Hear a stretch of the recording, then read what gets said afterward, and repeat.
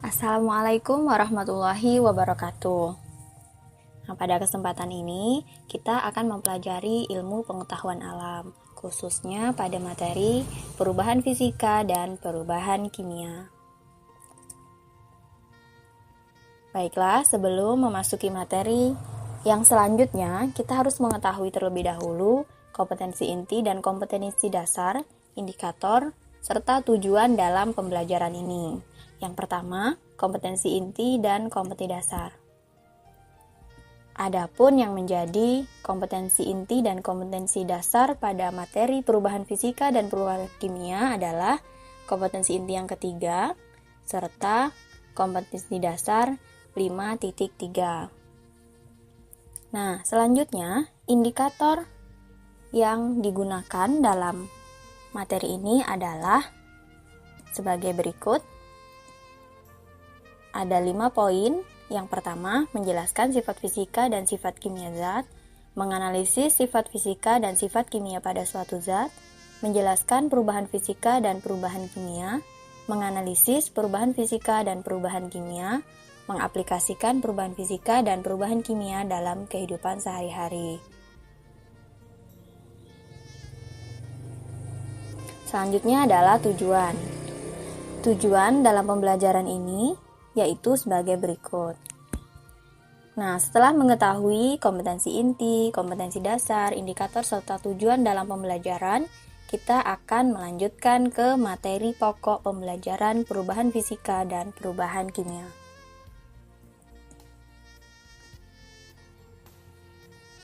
Secara garis besar, perubahan fisika dan perubahan kimia merupakan bagian dalam materi karakteristik zat. Di dalamnya terdapat sifat fisika, kemudian sifat kimia, kemudian perubahan fisika, dan yang terakhir adalah perubahan kimia. Kita memasuki poin yang pertama, yaitu sifat fisika. Untuk pengertiannya dapat dilihat pada slide yang ditampilkan. Nah, sifat fisika ini yang pertama adalah wujud zat. Yang dimaksud dengan wujud zat adalah wujud zat ini dapat diamati oleh mata kita. Nah, wujud zat inilah merupakan salah satu dari sifat fisika. Kemudian yang kedua adalah bau. Bau ini juga dapat diamati oleh panca indera kita, yaitu indera penciuman. Kemudian yang ketiga adalah titik keleleh. Yang keempat, titik didih. Kelima, kekentalan, kekerasan, kelarutan, kekeruhan, kemagnetan. Nah, selanjutnya adalah sifat kimia. Untuk pengertiannya dapat dilihat pada slide yang ditampilkan. Nah, contoh sifat kimia yaitu mudah busuk. Nah, ini biasanya terjadi pada buah-buahan. Buah-buah yang mudah busuk berarti ada sifat-sifat kimia di dalamnya. Yang kedua adalah mudah meledak, kemudian beracun, berkarat ataupun korosif, serta yang terakhir adalah mudah terbakar. Nah, kemudian melaju ke perubahan fisika. Perubahan fisika adalah perubahan yang dialami suatu benda tanpa membentuk zat baru. Perubahan ini dapat diamati tanpa mengubah zat-zat penyusun materi tersebut. Ciri-ciri perubahan fisika terdapat beberapa poin. Kemudian perubahan fisika ini juga dapat dilihat dalam beberapa hal. Nah, selanjutnya adalah perubahan kimia. Untuk definisi, kemudian ciri-ciri perubahan, serta macam-macam perubahan kimia dapat dilihat pada slide yang ditampilkan. Untuk lebih jelasnya, mari kita melihat video mengenai sifat fisika, sifat kimia, perubahan fisika, dan perubahan kimia yang akan ditampilkan sebagai berikut. Salah satu benda yang memiliki sifat fisika. Sifat fisikanya dapat kita lihat dari wujud fisiknya. Nah, di sini juga lilin dapat mengalami perubahan, yaitu perubahan fisika maupun perubahan kimia. Perubahan fisikanya terlihat dari wujud lilin yang luar, ini awalnya beku ataupun padat. Nah, kemudian setelah dipanaskan, dan akan menjadi cair. Namun setelah beberapa saat, seperti ini contohnya, ini sudah mengeras kembali atau membentuk wujud padat kembali. Nah, inilah yang disebut dengan perubahan fisika, di mana perubahannya terjadi tapi tidak menghasilkan zat baru. Kemudian hasil perubahannya ini dapat kembali ke wujud semula, yang wujud awalnya padat, dia setelah cair bisa kembali ke padat lagi.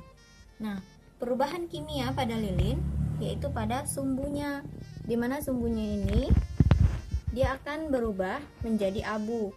Abu inilah yang disebut sebagai zat baru, di mana abu ini tidak bisa kembali ke bentuk awal sumbu. Selain lilin, contoh perubahan kimia adalah obat nyamuk. Obat nyamuk bakar ini setelah kita bakar, dia akan menghasilkan abu seperti ini.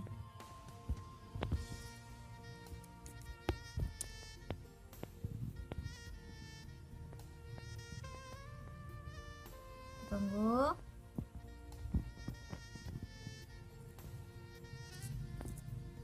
Nah, sambil menunggu perubahan kimia yang terjadi pada abu, kita dapat melihat contoh yang lain, yaitu beras.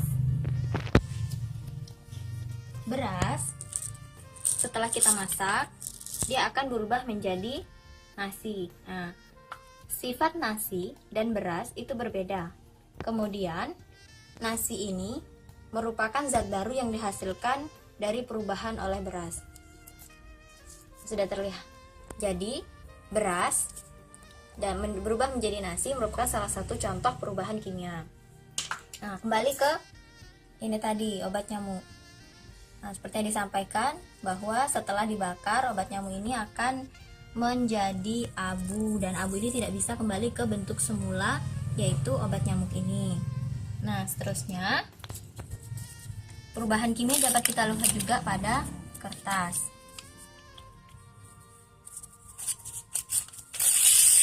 Kertas ini awalnya seperti ini bentuknya, kemudian setelah kita bakar,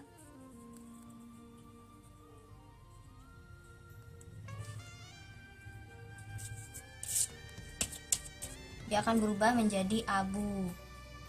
Nah, setelah menjadi abu, abu ini tidak bisa kembali lagi menjadi kertas. Oleh karena itu, perubahan kertas menjadi abu merupakan salah satu contoh perubahan kimia. Nah, selain itu, ada bahan makanan yang tidak asing bagi kita, yaitu tempe. Tempe ini berasal dari kedelai, yang awalnya kedelainya itu masih bulat-bulat, kemudian direbus. Nah, seperti ini. Ini masih terlihat tempe yang kedelai yang benar-benar selesai direbus, namun sudah ditambahkan ragi. Nah, setelah melalui proses fermentasi, kedelai ini akan berubah menjadi tempe seperti ini. Semakin lama, selaput tipis yang ada pada kedelai ini akan semakin banyak. Nah, proses berubahnya kedelai menjadi tempe ini disebut juga dengan proses perubahan kimia, di mana terbentuk zat baru, yaitu tempe yang berasal dari kedelai, dan dia memiliki sifat yang berbeda. Antara kedelai dan tempe ini sifatnya berbeda.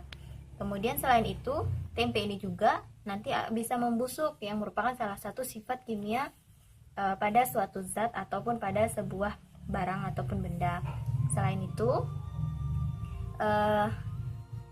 di sini tempe tidak bisa kembali lagi menjadi kedelai seperti bentuk awalnya yang seperti ini. Berbeda dengan lilin yang kita contohkan. Demikian untuk perubahan fisika dan perubahan kimia yang dapat disampaikan. Terima kasih.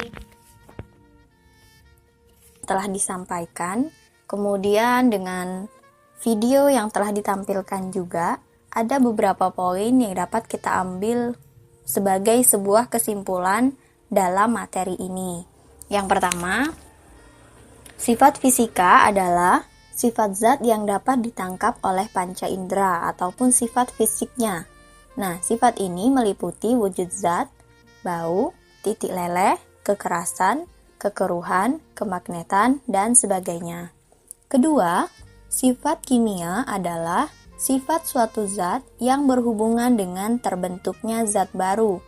Contoh sifat kimia yaitu mudah terbakar, mudah berkarat ataupun korosi, beracun, dan mudah meledak. Nah, yang ketiga, perubahan fisika adalah perubahan yang dialami oleh suatu benda tanpa membentuk zat baru. Ciri-ciri perubahan ini adalah perubahan zat hanya terjadi pada wujudnya. Zat hasil perubahan fisika dapat dikembalikan ke bentuk semula, dan sifat zat sebelum serta sesudah berubah adalah sama. Yang keempat, perubahan kimia adalah perubahan zat yang menghasilkan zat baru. Ciri-cirinya, terjadi perubahan susunan molekul, bersifat irreversibel, dan zat baru yang dihasilkan memiliki sifat yang berbeda dengan sebelumnya. Nah, setelah memahami materi, kemudian mampu menyimpulkan, mari bersama-sama kita mengerjakan beberapa soal evaluasi untuk materi perubahan fisika dan perubahan kimia. Dalam hal ini ada 6 soal yang bisa dikerjakan, yang terdiri atas 4 soal pilihan ganda dan 2 soal uraian. Selamat mengerjakan.